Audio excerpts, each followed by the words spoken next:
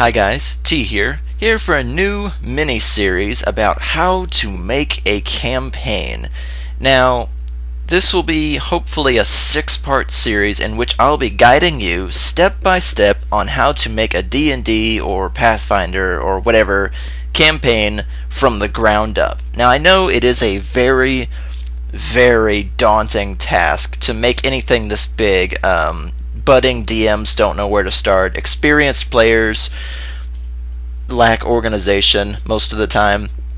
Being behind the curtain is a big deal. So what we're going to do is we're going to break it down into small steps with these short little videos, and you'll be able to follow along with me and create something of your own. So today, this video will cover setup surveys, scope, and story. This is before we're talking about maps and monsters and items and numbers and things like that.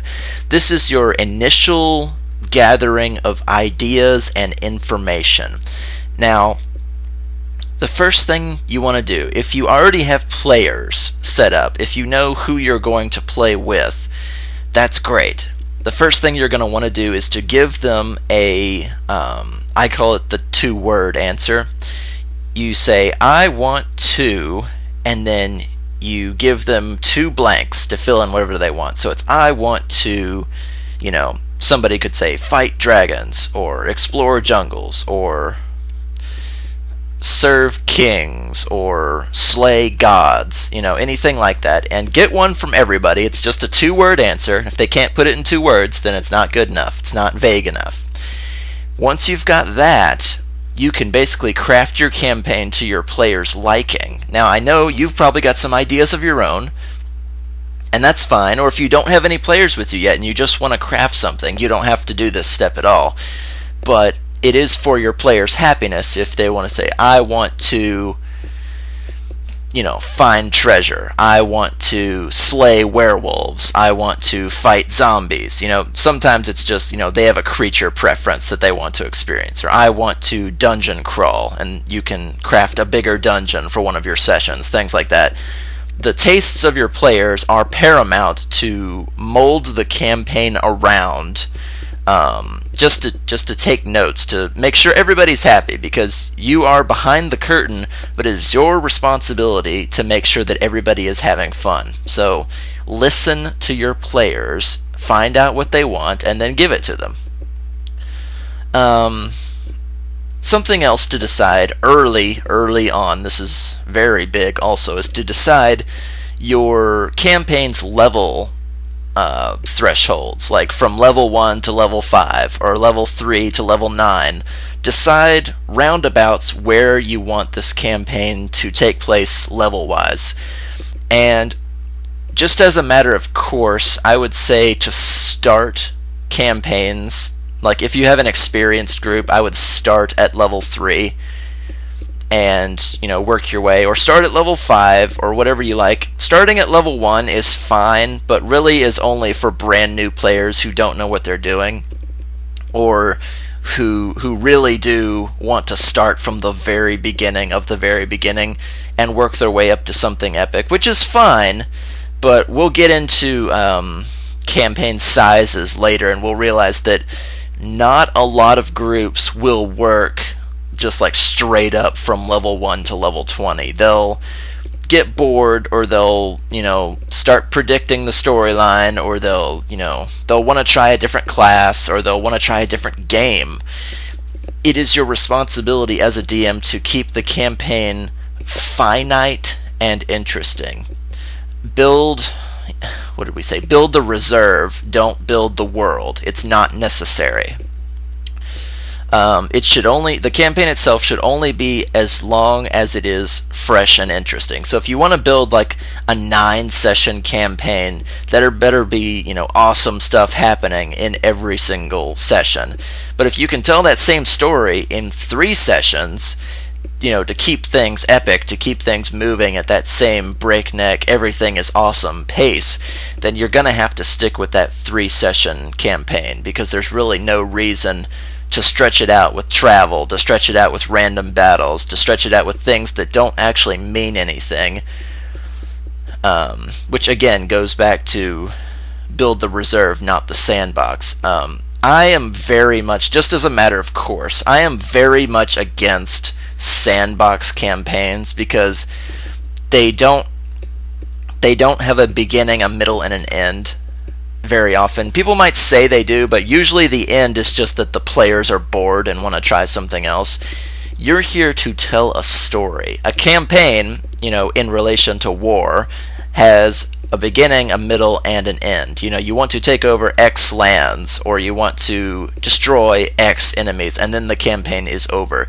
You must remember, even if you have to write it like a story, or write it into a 5-paragraph essay, this happens, then this happens, then this happens, then we're done. It is, I know you've got that itch in the back of your head. You want to make the biggest, baddest, most epic campaign ever.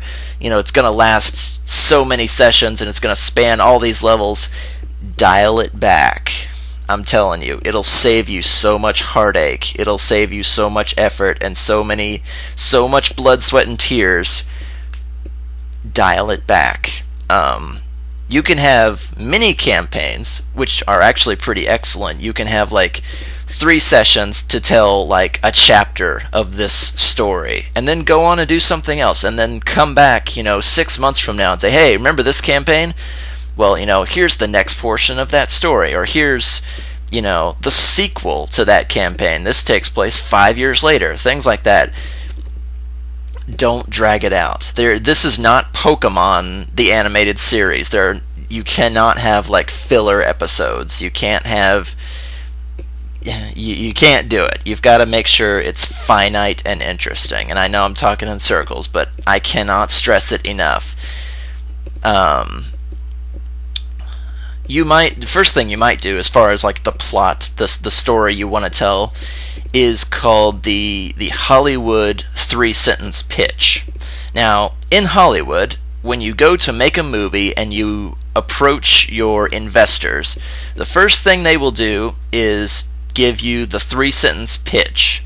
Now, or they'll tell you to give the 3-sentence pitch. So suppose, let's just use a movie as an example. So scientists clone dinosaurs and then keep them all on an island for safety and want to turn it into a park of some description. Then big meat-eating dinosaurs get loose and everyone must escape using a helicopter at the end. And that is the 3-sentence plot for Jurassic Park. It tells the entire story in 3 lines. Now, if you cannot tell your story, the beginning, the middle, and the end, in 3 sentences, then it's too complicated. You can even tell Lord of the Rings. The ring of a fallen Dark Lord falls into the hands of Frodo and company. They must travel across the land, meeting many friends and foes, fighting with magic and demons and such. And then Frodo and Sam must climb Mount Doom and throw the ring into the fire to destroy it. That's the 3-sentence plot for Lord of the Rings. If you can narrow it down into the 3-sentence plot, then you have a strong story. There's also the 7 plots of Shakespeare, which are for literature. Those of you that are a little more into literature, which are overcoming the monster, which is, fighting the big bad, rags to riches, in which you're out to make your fortune, the quest, which is, I have X goal, and that is the entire point of the campaign, the voyage and return, in which you're going someplace to fetch something and come back, the comedy, in which the story will end with a wedding or something similar, a big alliance, tragedy, in which most everybody will die through some circumstance or another, and the rebirth, in which your character will transform from one state into another, whether that be, a fighter into a paladin, or an atheist into an archbishop, or a mortal into a half-angel, whatever that happens to be. It can be literal or it can be philosophical. And those are the 7 plots of Shakespeare. If you can fit your campaign into one of those, then you can certainly do more research in like a more point for point like sketch of your story. And again, try to make it, if you can make it in 3 sessions instead of 9 sessions, do that, because it will seem like everything that is happening is important. Don't have a session to where, you have to get from city A to city B, and you spend the whole campaign traveling because you keep getting attacked by bandits and wildlife and God knows what else. That's not important to your story.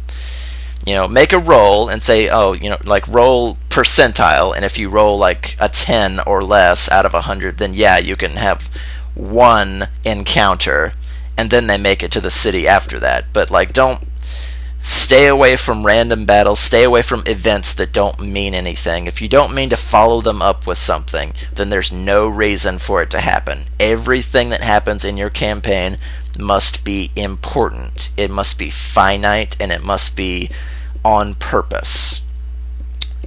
You also might look at something like the hero's journey, which, if you need a good example of that, would be probably The Matrix with Neo, where he travels to a foreign land, discovers his destiny, is reborn as a hero and a savior, and comes back with said abilities to make a difference in the world. It's also called The Journey of the Elixir, which you can look up in literary sources. Just find a structure and then fill it in, and then make sure that there's no dead wood, there's no extra trimmings, there's no nothing.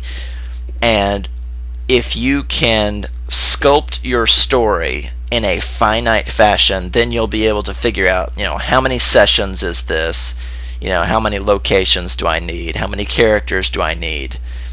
From what level to what level is this going to be? And just try and set up things that way first, and then you'll be well on your way to making your own campaign. So I'll see you guys in part 2. Keep gaming.